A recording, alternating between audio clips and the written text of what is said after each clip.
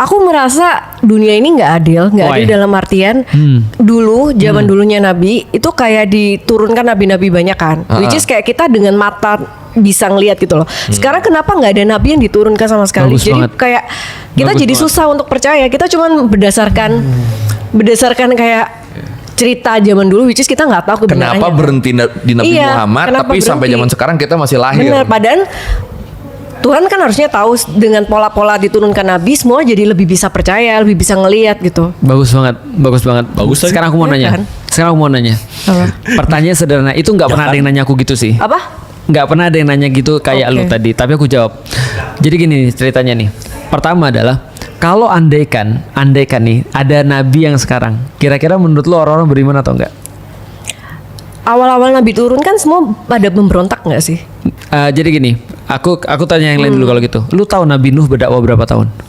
Nggak tahu. 1000 tahun kurang Dia lebih. umurnya 1000 tahun. Ya 900 plus 50 lah. Tapi Oke. kalau digenapin 1000 lah taruhlah ya.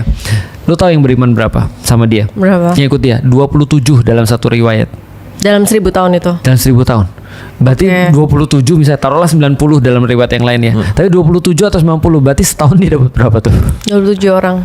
Enggak, kan 1000 tahun. Dalam 1000 tahun dia cuma dapat 27 orang. Berarti 100 tahun nggak berapa tuh dapatnya? Oh, nggak dapat apa-apa. Artinya dikit banget kan pengikut Iya. dia kan ya. Nah di masa nabi-nabi manapun pengikutnya tuh selalu lebih sedikit daripada orang yang menentang.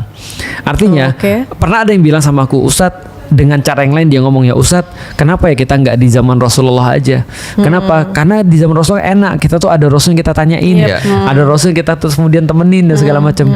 Lalu terus kemudian aku bilang gini, masalahnya adalah di zaman Rasulullah itu bukan hanya ada para sahabat, tapi ada juga orang-orang yang menentang beliau, yang justru menyakiti beliau.